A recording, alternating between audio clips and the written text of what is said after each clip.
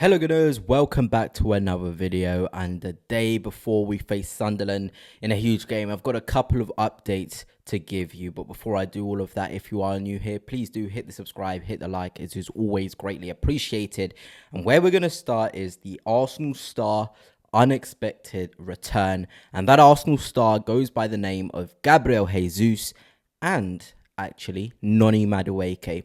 Both are apparently back in training. We've seen footage of Gabriel Jesus back in training. And per source of Hand of Arsenal, if you know him on Twitter, very reliable. He also did insinuate that Noni Madueke is back in full training. And I mean, that is a huge boost for Arsenal. I think there's no two ways about it. Both players certainly coming back is going to boost us. We're also looking a little bit thin anyway, with the likes of Victor Gyökeres getting injured. And obviously we have the long-term injuries of Havertz, Ødegaard, and so on and so forth. So having the likes of Noni Madueke and Gabriel Jesus returning is absolutely vital. And I'm not saying both should start straight away, but I am saying both can play such key roles this season. Like for me, I was expecting Gabriel Jesus to come in towards the end of December, maybe into January. So seeing him already with the squad, and there's footage, there's pictures of him with the squad already, clips as well, is huge. You know, even Mikel Arteta in his press conference said the return of Gabriel Jesus is really good. Obviously, he adds a different dimension to our attack, and I know he's coming back from an ACL injury, and we know how difficult ACL injuries are to come back from. I think the only player really in recent times who has shown that you can come back from an ACL and look absolutely incredible is our own Jurrien Timber. Even the likes of Rodri, who has come back from an ACL, hasn't quite looked the same and has reoccurring issues. But Jurrien Timber, who's been at Arsenal and obviously recovered at Arsenal, has given me hope that Gabriel Jesus can return to a competent level for us. And he's a different centre forward, obviously, to Victor Gyökeres and Kai Havertz. Sort of guy that likes to receive, turn, dribble, you know, a different sort of profile. He can break those low blocks and mid blocks by pure dribbling through them. And something like that is definitely what we need. You know, if we can get even a 50% Gabriel Jesus, then we're in business. You know, I remember him before his injury, his form against Crystal Palace, it was incredible. Also in both of those games actually scored a hat-trick in the cup, and then he also scored a brace against them in the Premier League. So this is a player who certainly was on fire before that injury, and if we can get him to anywhere near that level, and I wouldn't even say it was his best levels anyway, we've seen him be even better for us, then we will be in business. And then you're looking at Mikel Arteta and you're like, look, you've got really good centre forwards to pick from. Gabriel Jesus, you've got also in there, you know, Kai Havertz, and you've also got Victor Gyökeres, all different and all very, very critical and crucial to the way that Arsenal want to attack certain games. Then you're looking at the return of Noni Madueke. I think that is absolutely crucial as well. When we're looking at a player that's able to just be a pure threat 1v1, somebody that enjoys taking on players, somebody that really was hitting, you know, sort of some form. You know, he looked really good before his injury. It's such a shame it happened.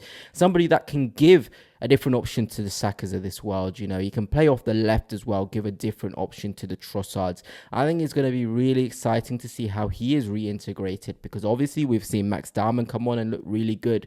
You know, there's battle for places at Arsenal. Nobody wants to be injured, because you know when you come back, it's going to be really difficult to get back into the starting 11. But with Noni Madueke, you can see this is a player who gives us something else in terms of pure pace on the break. You know, I was looking at our games, the past two, we haven't had any people to sort of stretch the pitch. If you're looking, for example, when we had sort of Marino come on against Burnley in the second half, we had no speed to burst out of that Burnley sort of, I wouldn't call it an onslaught, but they were certainly trying to penetrate us and trying to create different situations.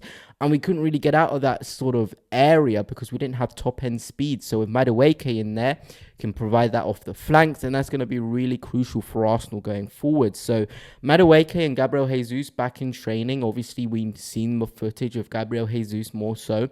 Noni Madueke, no footage yet, but I am quite confident of the source Hand of Arsenal that he is back. And right before the international break, it's huge. You know, we're looking at now the next 3 games after the international break, and this is not me ignoring Sunderland, which is going to be a really tough game. You're looking at Tottenham, you're then looking at Bayern, you're looking at Chelsea, all in a 3-game stretch, and you're looking at the players coming back. They're going to be pivotal for those games, which is exactly what us Arsenal fans want to see. But anyway, let us move on to the I would say kind of transfer news, because there's been a lot of talk, and it is regarding Ben White and his fitness issues, and Arsenal growing a bit frustrated with that. And obviously, I don't believe that for a second, but I'm here to just report to you what is being said. You know, that's my sort of role, to provide information that's out there and from reliable outlets. And some people have said that Ben White's fitness issues are worrying Arsenal, and it's now a time where Arsenal have got to be sort of harsh. They know the contributions of Ben White has been excellent, but ultimately we want to build the most competitive squad. We saw Tomiyasu, for example, what can happen when everyone loves you. You know, you've obviously been so good at times for us, but ultimately, if you can't stay fit, we can't keep paying your wages. And Tomiyasu's still a free agent, recovering from his injury, which is such a shame, because I think Tomiyasu was such a good player, he genuinely was. But now you're looking at Ben White, and if his fitness issues reoccur, then Arsenal have got decisions to make. And I know it sounds silly to be saying that, but we've got to be a ruthless club, and I'm seeing a different ruthless Arsenal, especially with Andrea Berta. You know, the different deals he tried to sanction, you know, over the summer, and the ones he got done, the ones he didn't get done. You know, he's a sort of spawn director that's willing to make the difficult decisions. And why am I talking about this? Because Giovanni, I think his name, Reed, he plays for Feyenoord, a very attacking right back, very different to Jurrien Timber, likes to go in the overlap, likes to dribble a little bit, likes to put crosses into the box. He's basically the attacking Timber. You know, if you put all of Timber's attributes into attacking, it's stripped, not really stripped, because I think Reed is pretty good 1v1 defensively, but took a little bit away from Timber in the defensive part, then you get someone like Giovanni Reed, and that is not a bad player whatsoever. And apparently, you know, it's not just Arsenal interested. Bayern Munich are a team that want to also go against Arsenal. Manchester City are in there. You know, this is Liverpool are in there as well. You know, this is a player that is touted or wanted by many clubs out there. And obviously, if you're wanted by those big clubs, you've got a lot of quality. Do I think it's going to happen? Probably not, but is it worth talking about? Yes. Let me know your thoughts on Ben White and his fitness issues. Are you somebody that's in the ruthless camp? And I know a lot of you guys will be like, why are you talking about transfer news?